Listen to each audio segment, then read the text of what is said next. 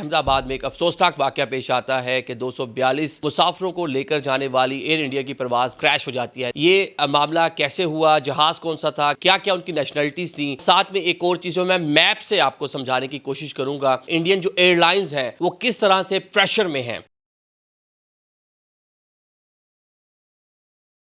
अस्सलाम वालेकुम नाज़रीन, मैं हूं आदिल निज़ामी और आप देख रहे हैं मेरा डिजिटल चैनल। अब से कुछ देर पहले इंडियन रियासत गुजरात के शहर अहमदाबाद में एक अफसोसनाक वाक़या पेश आता है कि 242 मुसाफिरों को लेकर जाने वाली एयर इंडिया की परवाज़ जो है वो क्रैश हो जाती है, नीचे गिर जाती है। ये मामला कैसे हुआ, जहाज़ कौन सा था, कितने लोग उसमें सवार थे, क्या क्या उनकी नेशनलिटीज़ थी, और साथ में एक और चीज़ों में मैप से आपको समझाने की कोशिश करूँगा कि इंडियन जो एयरलाइंस हैं वो किस तरह से प्रेशर में हैं आजकल के दिनों में। जब से पाकिस्तान के साथ एक एस्केलेशन, पाकिस्तान की जानब से इंडिया की फ़िज़ाई हदूद को बंद करना, मैंने एक दो जगह पोस्ट लगाई तो नीचे लोगों ने कमेंट किया इससे पाकिस्तान का क्या ताल्लुक़ है। तो कोशिश करूँगा कि मैं मैप के ज़रिए आपको बता सकूँ और जो फिगर्स मुख्तलिफ जो इंडियन एयरलाइंस के आ रहे हैं कि पाकिस्तानी एयर स्पेस बंद होने की वजह से उनकी जब फ्यूल कंज्यूम हो रहा है तो जहाज़ का ट्रैवल टाइम भी बढ़ रहा है। ये सारी चीज़ें एक दूसरे से रिलेट कर रही हैं, सारी चीज़ों को जोड़ने की कोशिश करेंगे। अफसोसनाक जनाब, सबसे पहले तो जितनी भी इसकी इस पर अफसोस का इजहार किया जाए वो कम है। जान बहुत कीमती है, किसी भी शख्स की हो, without any discrimination, caste, creed, religion, सबसे बियॉन्ड इंसानी जान बहुत कीमती है। मुझे इंतहाई अफसोस है कि 242 लोग जो अपनी फैमिली को मिलने के लिए या मुख्तलिफ़ किस्म के सपने लेकर या मुख्तलिफ़ किस्म के अपने जो टूर है उसको प्लान कर कर गए होंगे। इंग्लैंड और लंदन जाना था, जिनमें 100 तकरीबन 70 के करीब इंडियन हैं, 53 जो है वो ब्रिटिश नेशनल हैं, एक कनेडियन है और 7 पुर्तगाली बशिंदे शामिल हैं। अब इनमें जनाब जो इंडियन हैं बड़ी तादाद में हमारे अहमदाबाद, क्योंकि एक मुस्लिम मेजॉरिटी एरिया है, मुस्लिम भाई भी होंगे तो उनकी मग़फ़िरत की भी हम दुआ करते हैं। जितनी जानों का लॉस हुआ है उनकी फैमिलीज़ के साथ कह लें कि हमदर्दी का इजहार ही इस टाइम कर सकते हैं।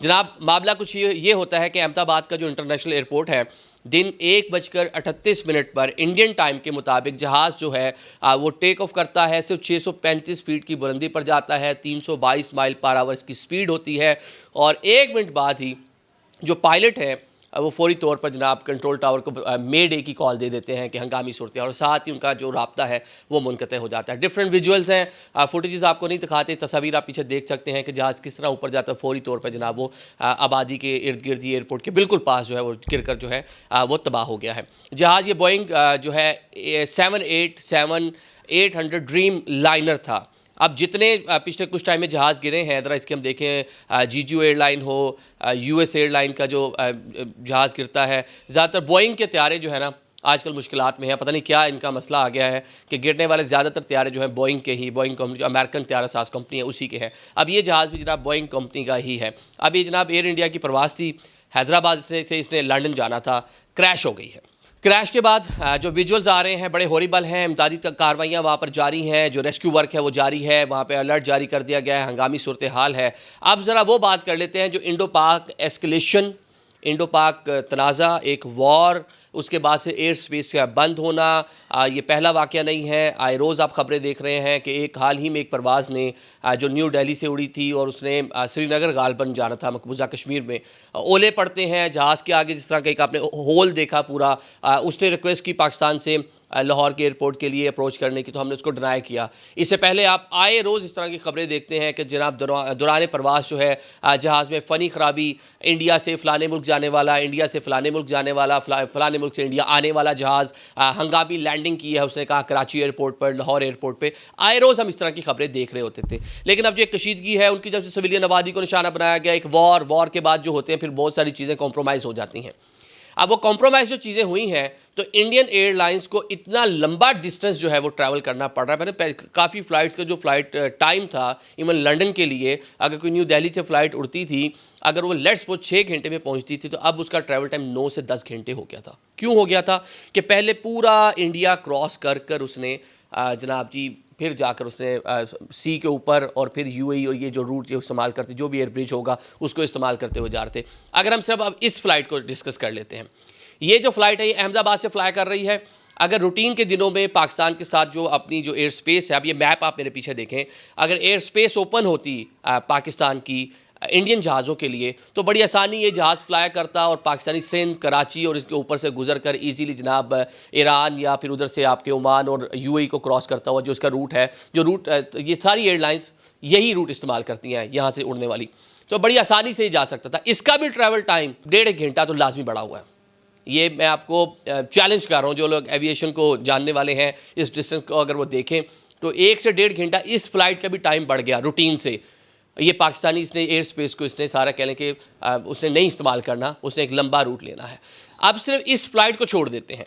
अब एक और चीज़ डिस्कस करते हैं, वो ये है जनाब कि जो जहाज़ इंग्लैंड जाने के लिए पहले 8 घंटे 7 घंटे उड़ता था, अब वो उड़ रहा है 11 घंटे 12 घंटे।